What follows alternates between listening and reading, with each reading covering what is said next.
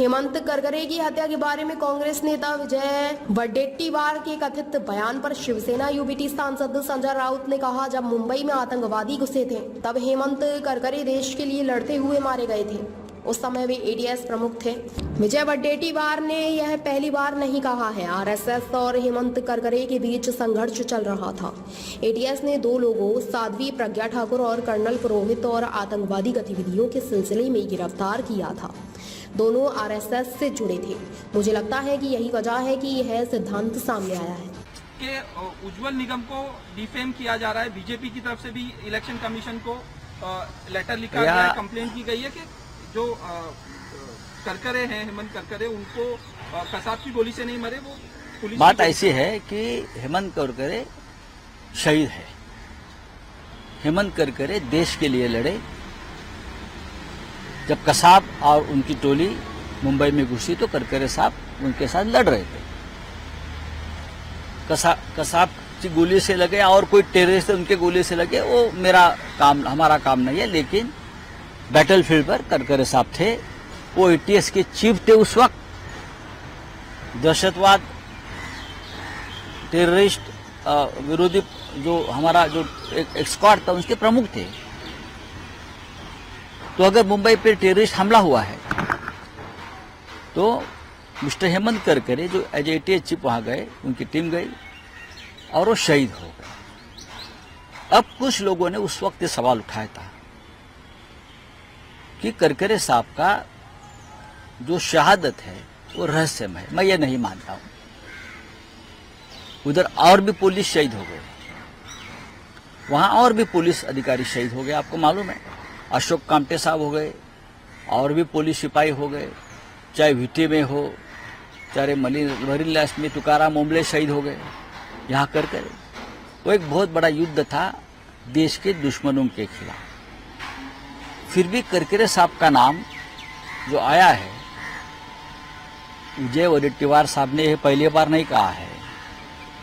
मैं 2 बात आपके सामने रखता हूं।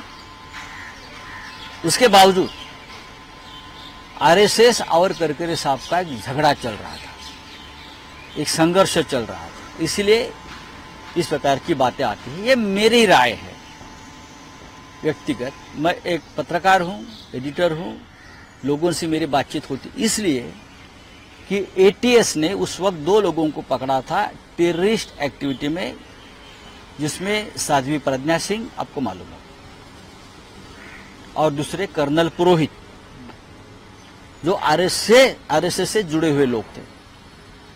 दूसरे एक स्वामी दयानंद थे, एक रमेश उपाध्याय थे।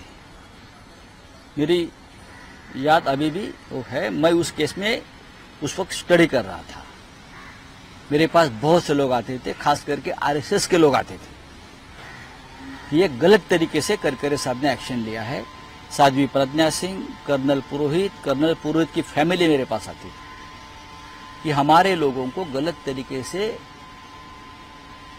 मिस्टर करकरे ने फंसाया है, और आरएसएस का उनका एक अंदरूनी संघर्ष चल रहा था। उसकी वजह से मुझे लगता है ये थ्योरी सामने आई है। दूसरी बात, विजय वडेट्टीवार का नाम आप क्यों लेते हो? हु किल्ड करकरे, ये एक किताब आपने पढ़ी होगी जिससे मेरा कोई संबंध नहीं।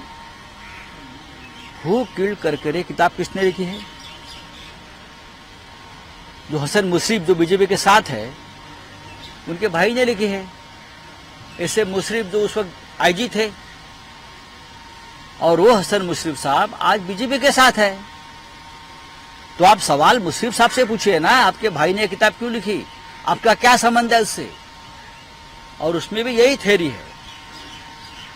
थ्योरी यही है इसलिए कि करकरे ने कर्नल पुरोहित, जो आरएसएस के चहेते रहे हमेशा, साध्वी प्रज्ञा सिंह ठाकुर, उनके ऊपर आरोप था करकरे के ऊपर, उनको टॉर्चर कर रहे। एक शंकराचार्य थे, कोई दयानंद स्वामी, रमेश उपाध्याय, से बहुत से लोगों को अरेस्ट किया था, और वो आरएसएस और विश्व हिंदू परिषद के साथ जुड़े हुए थे। इसीलिए आरएसएस की तरफ से ये बार बार ये थ्योरी सामने आई है, लेकिन मैं उसके ऊपर विश्वास नहीं रखता हूं। वहां टेररिस्ट अटैक हो गया और उसमें उनको शहादत हो गई। उज्जवल निगम की वजह से ये सब नाम आया था। मुझे मालूम नहीं। क्या कहना चाहते मैं हैं? बात- टू गिव एज टू उज्जवल निगम, हो ये सकता सारी है, controversy यही हो रहा है।